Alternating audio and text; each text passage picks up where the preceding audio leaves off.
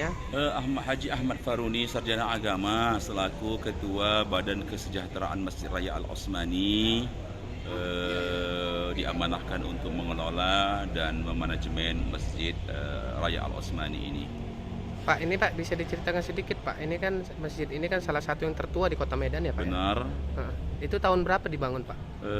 Masjid ini pertama sekali dibangun di masa Sultan yang ke-7 bernama Sultan Osman Perkasa Alam. Di masa beliaulah dibangun masjid itu dengan ukuran 16 kali 16 meter terbuat dari bahan kayu. Yang kayunya berasal dari Kalimantan yang kita kenal dengan kayu ulin. Itulah material yang dipergunakan untuk mendirikan masjid saat itu model panggung, karena situasi lapangan saat itu penuh dengan rawa yang tidak bisa dibuat bangunan, harus dengan menggunakan panggung.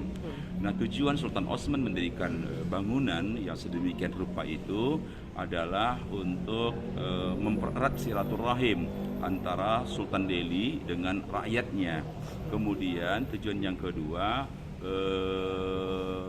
sebagai atau wadah tempat menuntut ilmu agama, karena kita tahu bahwa di masa Sultan Osman ada ulama yang sangat karismatik yang datang ke tempat kita ini. Pertama Syekh Abu Bakar itu dari Yaman, yang kemudian Syekh Muhammad Yusuf Fatani, seorang ulama juga ilmu tariqah, datang dari Thailand, mengajarkan ilmu tasawufnya kepada masyarakat Melayu saat itu. Nah, itulah tentang sejarah pertama sekali, sehingga masjid ini disebut dengan Masjid Raya Al-Osmani, mengingat pendiri yang pertama adalah Sultan Osman. Nah, semenjak Sultan Osman meninggal dunia digantikan oleh Sultan Mahmud. Sultan Mahmud ini adalah anak kandung dari Sultan Osman. Diangkat menjadi Sultan yang ke-8 1870. Di masa beliau didirikan masjid ini, dilakukanlah renovasi secara besar-besaran, terbuat awalnya dari bahan kayu, dirombak menjadi permanen yang kita lihat sampai saat sekarang ini. Nah, pendirian masjid atau perenovasian masjid di masa Sultan Mahmud memberikan sebuah kepercayaan kepada arsitektur dari Jerman. Dia berkeinginan bahwa masjid yang dibangunnya, kehendak dia itu, walaupun masjid itu dibangun di masa itu 1870, tapi dia ingin keberadaan masjid ini tetap tidak usang, tidak habis masanya, tetap continue sepanjang zaman.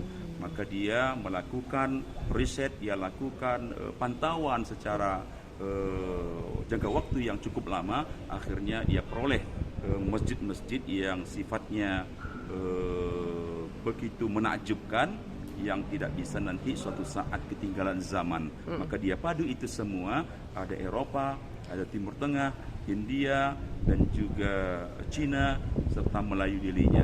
Alhamdulillah, masjid ini kalau kita perhatikan dari sisi tahun pembuatannya cukup lama, namun keberadaannya tetap tidak ketinggalan zaman.